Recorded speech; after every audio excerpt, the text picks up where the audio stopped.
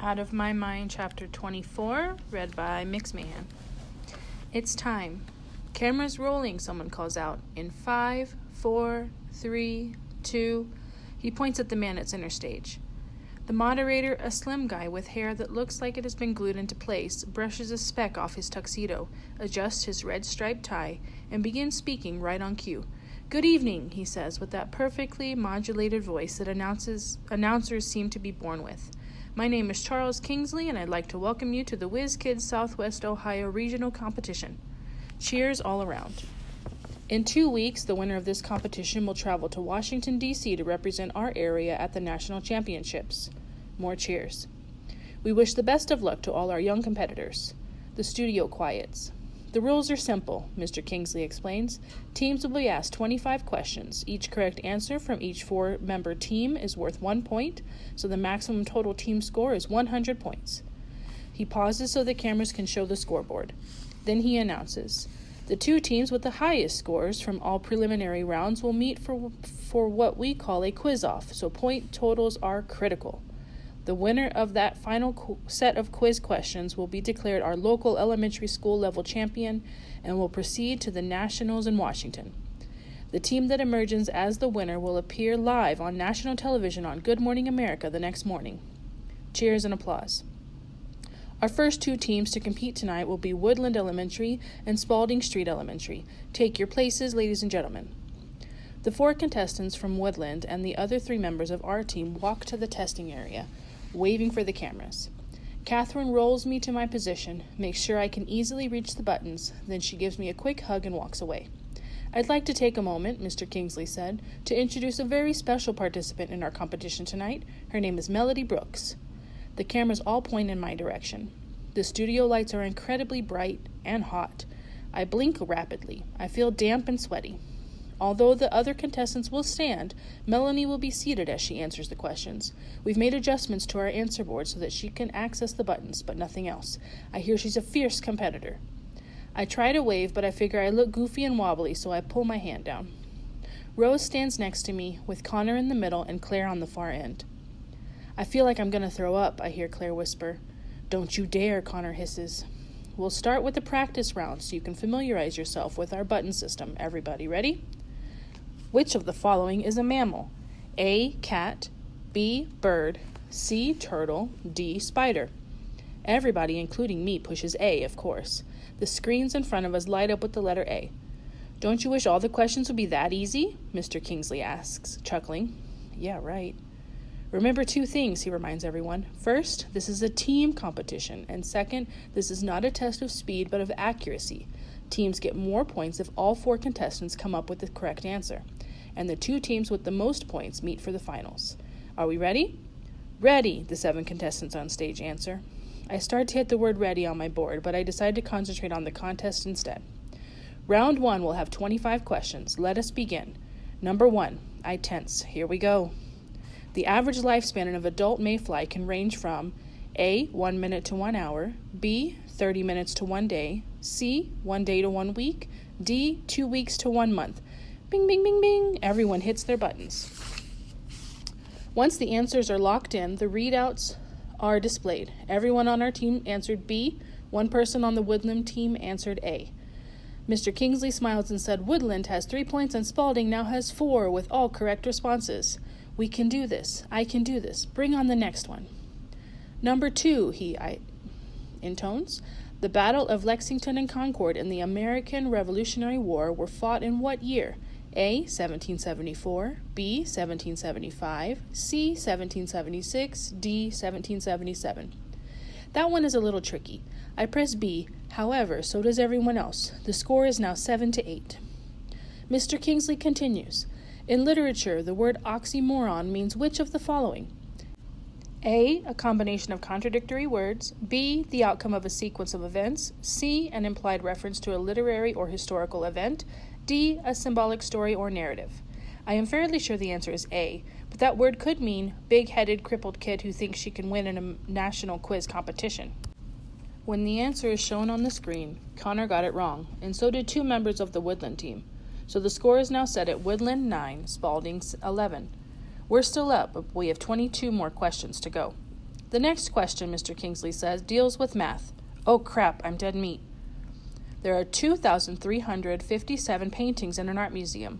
The museum has 124 rooms. Which is the reasonable estimate for the number of paintings in each room? A, 10, B, 20, C, 60, D, 200. Yep, dead. Rotten meat. Let's see. I've got to visualize a museum. And rooms. And lovely paintings. How many in a room? Not sure. Divide what into what? Not sure. I'm going to say 60. When the answer flashes as B, I feel like an idiot. But Rose got it wrong too. And so did two kids on the Woodland team. The score stands at 13-11. By the time we get to the 25th question, I'm sweaty and thirsty, but I'm pumped. The lead bounced back and forth between the two teams a couple of times. Sometimes they were in front of us, and sometimes we forged ahead with points. I got most of the language arts answers right, but the math questions stumped me. Connor can't spell, so he missed several of those questions. Rose is weak in history. Claire has trouble with science. The Woodland team was about the same. Some kids good in some areas, others good in others. We now come to the final question for our first two teams. Mr. Kingley announces. He clears his throat and begins. A weather event that measured 6.5 on the Richter scale would be A, tornado, B, hurricane, C, earthquake, D, tsunami. Bing, bing, bing, bing. I punch C and relax. I did not have a tornado spaz.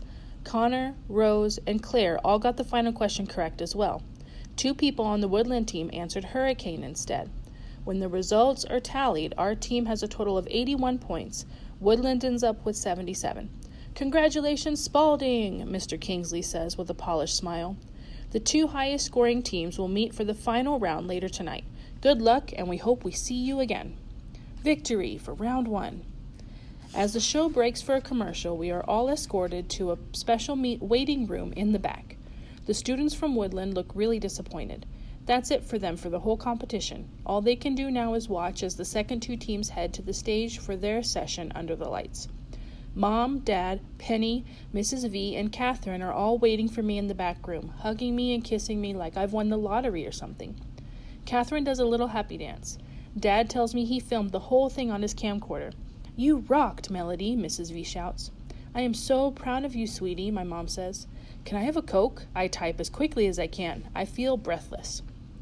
Everybody laughs as Catherine rushes to find me a paper cup for the sodas that are sitting on ice in the waiting room for the contestants. Mom pours dribbles of the ice-cold Coke into my mouth, one sip at a time, making sure I don't spill on my shirt. I am so thirsty. I don't even care that people from the other team are staring at me. Mr. Deming, after talking to Rose and Connor and Claire, bounds over to us, beaming.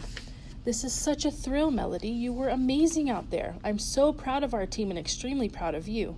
Thanks, I tap. What's next? We wait for the next teams to compete. Then we'll meet and beat the other high-scoring team and pack our bags for Washington. Don't pack yet, I type with a grin on my face. I've been packed for 10 years, he tells me. I've just been waiting for the right team. This is our year. I just know it.